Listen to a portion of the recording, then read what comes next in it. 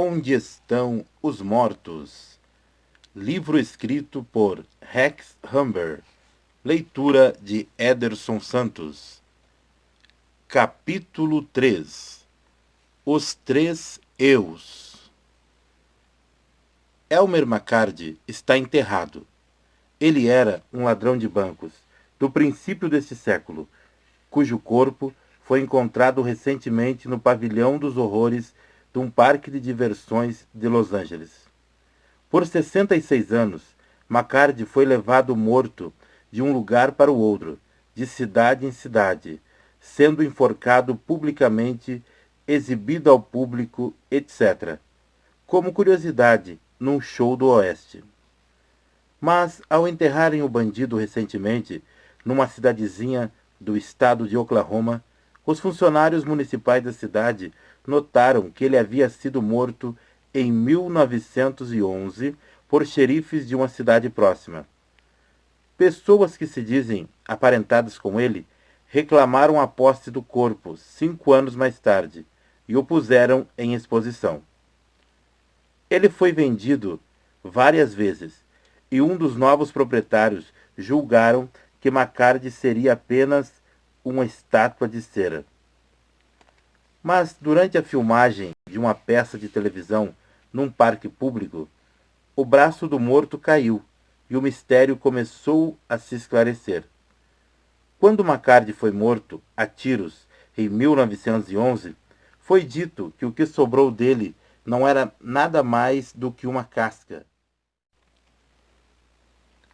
O bandido tinha partido para o julgamento eterno e seu pobre corpo ali estava, para sofrer abusos e profanações por parte de homens sem sentimentos.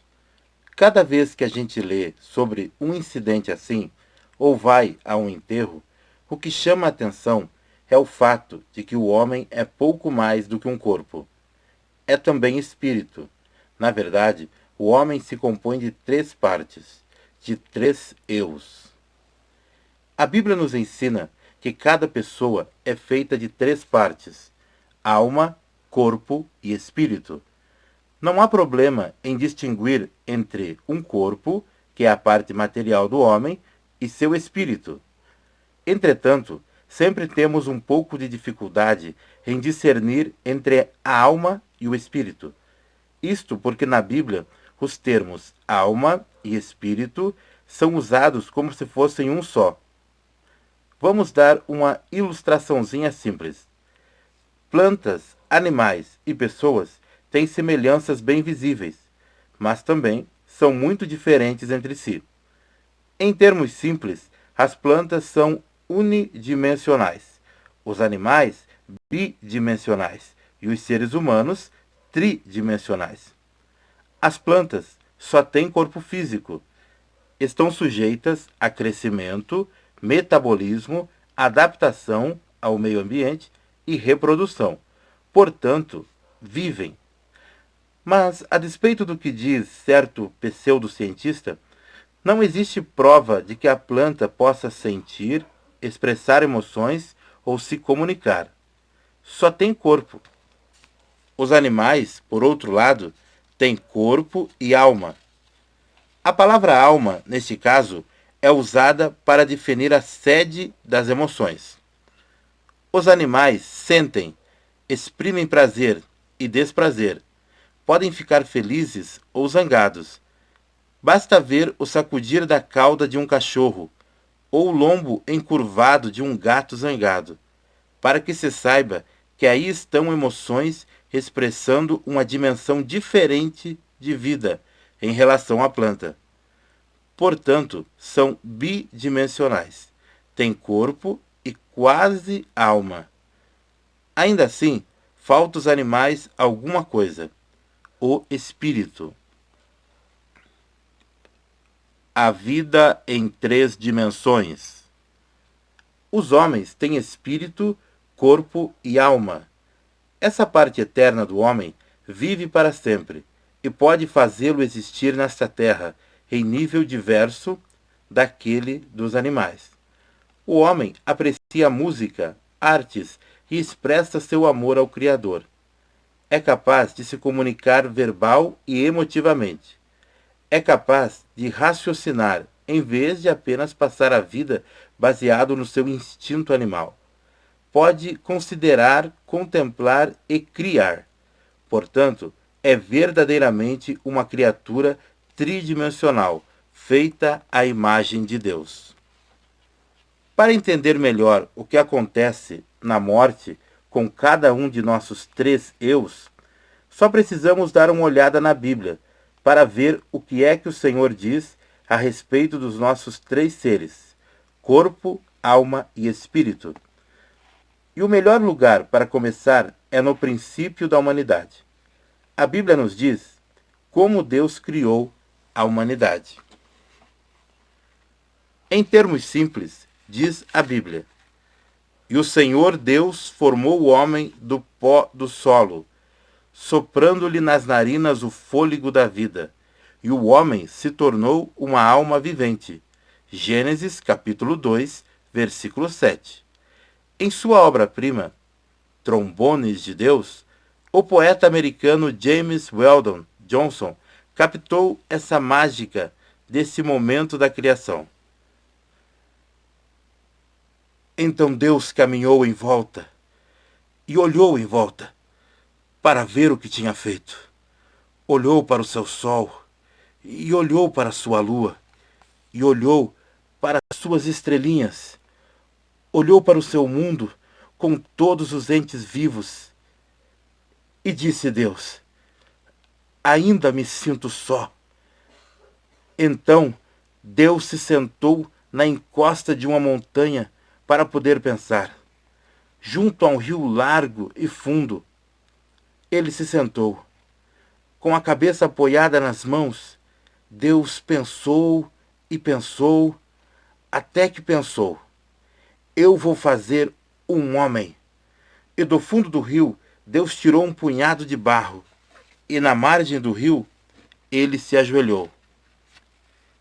E ali mesmo, o grande Deus Todo-Poderoso, que acendeu o sol e o fixou no céu, que jogou estrelas aos mais longínquos recantos da noite, que fez da terra uma bola no meio de sua palma, esse grande Deus, como uma ama seca cuidando do bebê, se ajoelhou na poeira para trabalhar com um pedaço de barro, até moldá-lo à sua própria imagem. Então, ele soprou o fôlego da vida, e o homem virou uma alma viva. Amém. Amém. A Bíblia dá a entender que Deus formou o corpo humano da mesma forma que o oleiro molda o barro, de modo a entender ao seu desejo. Mas a parte física foi criada como um simples receptáculo para a pessoa verdadeira. É o que diz Paulo: porque sabemos que quando for destruído este barraco em que vivemos, que é o nosso corpo aqui na terra, Deus nos dará uma casa no céu para morar. 2 Coríntios capítulo 5, versículo 1. E Pedro acrescenta: pois sei que logo terei de deixar este corpo mortal, como nosso Senhor Jesus Cristo me disse claramente. 2 Pedro capítulo 1, versículo 14. O corpo humano, embora infinitamente importante, na verdade é apenas um invólucro que contém a alma e o espírito. Está destinado a decair e morrer, mas um dia se transformará, segundo a Bíblia, em invólucro incorruptível para a eterna natureza humana. A distinção entre corpo e espírito é tornada clara nas Escrituras. Pois somos comprados por um preço. Portanto, glorificamos a Deus com o nosso corpo e com o nosso espírito, que ambos pertencem a Deus. 1 Coríntios capítulo 6, versículo 20. Essa distinção também é deixada bem clara por Zacarias. O Senhor estendeu os céus e lançou as fundações da terra, formando o espírito do homem dentro dele. Zacarias capítulo 12, versículo 1. No momento da criação, o corpo formado da poeira da terra já parecia perfeito, mas era frio e sem vida. Não havia consciência, sensação, percepção ou reação. Antes de Deus ter soprado vida nessa forma inanimada, o homem não era mais que um corpo inerte. Foi preciso o sopro divino para transformá-lo numa alma viva. A infusão do espírito vivo no corpo material foi que criou ao homem uma alma viva. Graças a esse milagre, Deus deu ao homem um espírito que pode lhe fazer companhia, uma mente para entender suas obras e revelações, uma consciência moral para guiá-lo no bom caminho, uma vontade para lhe dar uso de sua liberdade, um senso artístico para fazê-lo apreciar a beleza e, finalmente, um coração para ser capaz de amar o Criador. Alma e espírito. Já é mais difícil distinguir entre alma e espírito, por serem os termos usados na Escritura como se fossem a mesma coisa. Em Eclesiastes capítulo 12, versículo 7, por exemplo, é o espírito que vai ao mundo dos mortos e à presença de Deus. O salmista predisse que a alma de Jesus não ficaria na região dos mortos e que seu corpo se ergueria outra vez. Salmo 16, verso 10. Maria, em sua resposta ao anúncio feito pelo anjo sobre o próximo nascimento do Cristo criança, também usou os termos alma e espírito, como se tivessem o mesmo significado. Quando Jesus disse: "Não tenham medo daqueles que matam o corpo, mas não conseguem matar a alma", usou essa palavra para se referir à parte eterna do homem, e não apenas às emoções. Quando Estevão estava sendo apedrejado, gritou: "Senhor Jesus, recebe meu espírito." Atos capítulo 7, versículo 59. Pedro usa a palavra alma para se referir à parte espiritual do homem, que Deus santificou e preparou para a eternidade. Veja 1 Pedro capítulo 1, versículo 9 e versículo 22. Capítulo 2, versículo 11 e capítulo 4, versículo 19.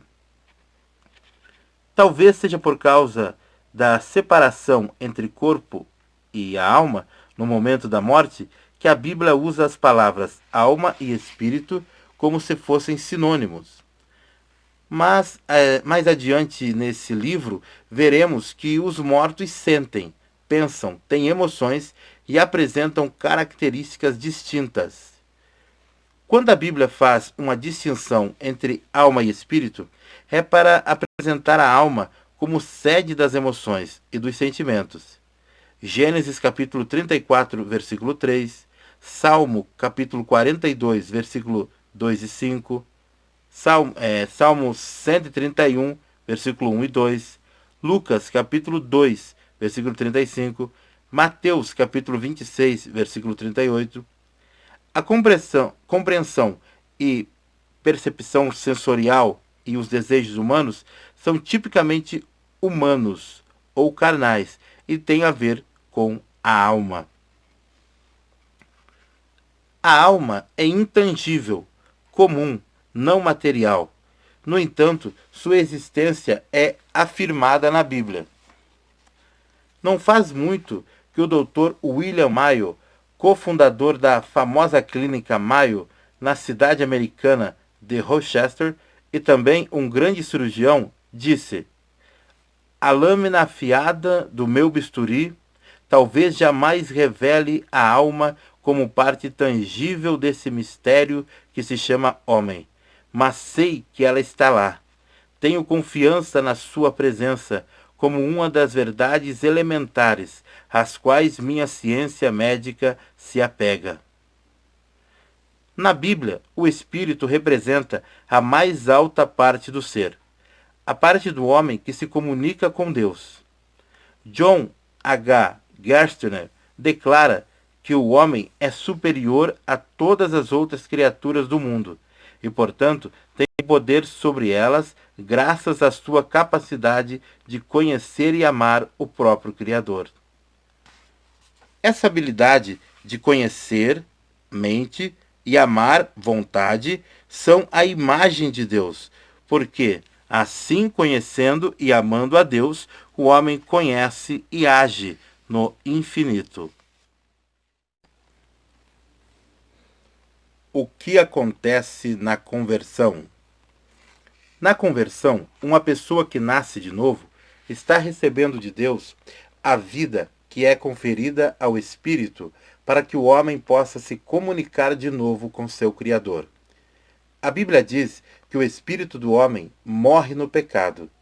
Ele pode viver em Cristo de novo, através do processo da conversão. O espírito do homem é sensível à presença de Deus, nessa vida e também na próxima.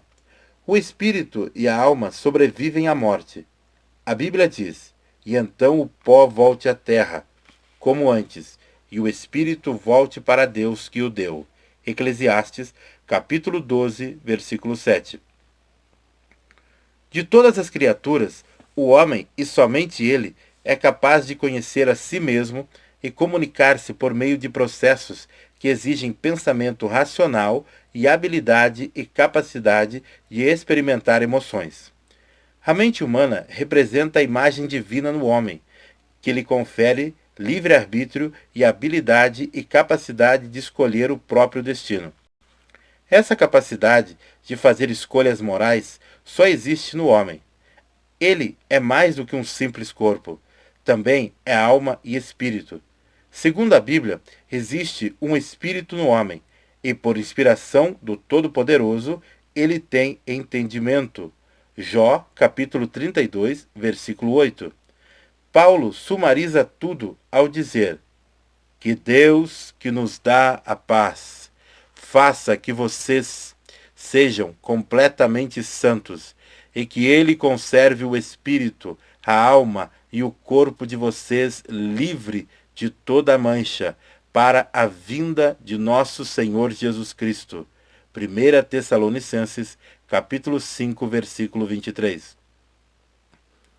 Partindo então do entendimento de que o homem é corpo, alma e espírito, então o que é que acontece com ele depois da morte? Seu corpo é separado da alma e do espírito. É como uma cesta de comida cujo conteúdo já foi comido. É jogado fora. Mas a grande diferença entre a cesta de comida e o corpo humano é que a separação pela morte é apenas temporária. A Bíblia diz que, embora o corpo volte ao pó, um dia há de ser mudado. Todos os elementos que constituíram um corpo no passado continuam existindo no universo. Podem ser transformados em gás ou pó, mas continuam existindo. E um dia serão recuperados e modificados. Paulo explica melhor. Escutem bem este segredo. Nem todos vamos ser transformados num abrir e fechar de olhos quando tocar a última trombeta. Ela vai tocar. Os mortos ressuscitarão como seres imortais e todos seremos transformados. Porque o corpo material precisa se vestir com o que é imortal e o que vai morrer precisa se vestir com o que não pode morrer.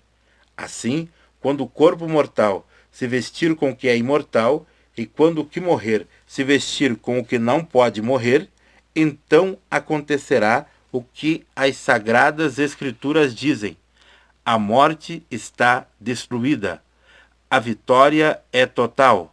Onde está, ó morte, a sua vitória? 1 Coríntios, capítulo 15, versículos 51 ao 55. Para encontrar a música. Um astrônomo francês, cínico, se gabou uma vez a J.W. Rowley Já varri o universo de ponta a ponta com meu telescópio e não encontrei Deus. Ao que Hawley respondeu: isso é fácil de compreender porque eu também desmontei meu violino inteiramente e não encontrei música nenhuma. Para o materialista que zomba da dimensão eterna do ser humano, o crente replica alma e espírito são parte muito reais do homem e que há de viver para sempre. Nós cuidamos de nossos corpos porque eles são templo do Espírito Santo e porque sabemos disso. Aqueles que amaram o Mestre em vida não esperaram várias semanas após sua morte para fazer um serviço funerário. Pelo contrário, trataram seus restos mortais com dignidade e respeito. Os cristãos deviam pensar duas vezes antes de aceitar propostas de descartar o corpo humano como se fosse um brinquedo quebrado. Deus nos conferiu nossos corpos e eles devem ser respeitados.